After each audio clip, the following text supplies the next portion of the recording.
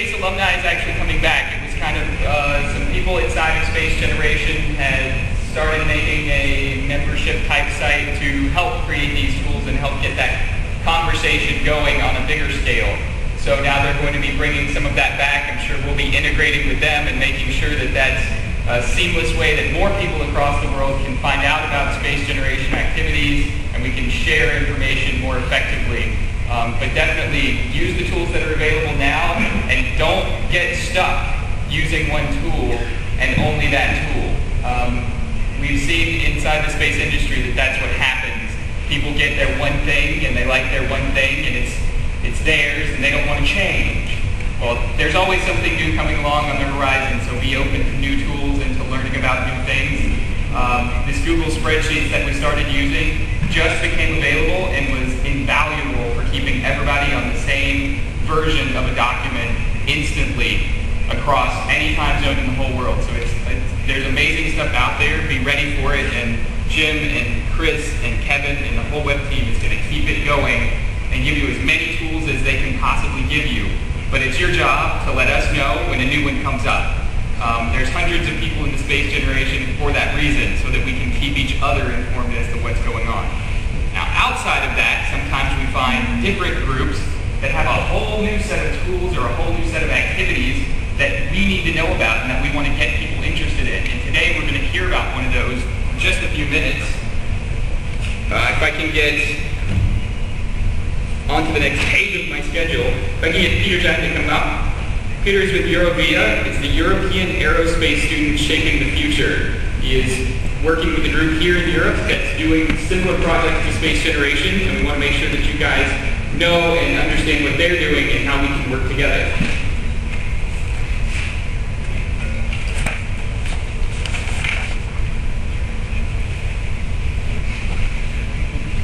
And when you have big questions about how things work, like content management systems or project software that we have on Space Generation, ask, because a lot of it was made by Chris or by Jim or by somebody that's sitting near you.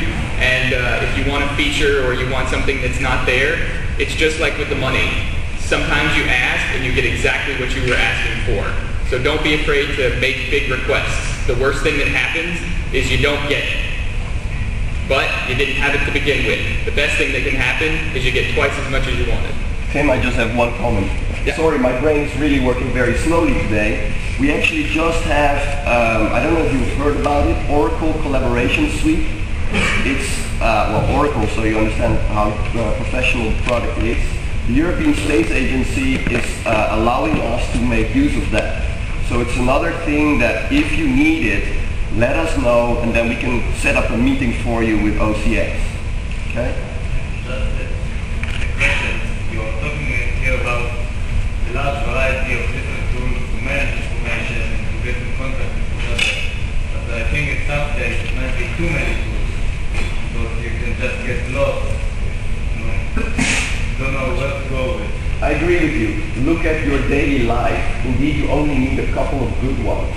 But I disagree with you. We have only heard a few ones, because Voidbusters, Skype, MSN, all these things, they're basically the same tool. They allow you to communicate. Okay? I mean, you have to make the flow of information.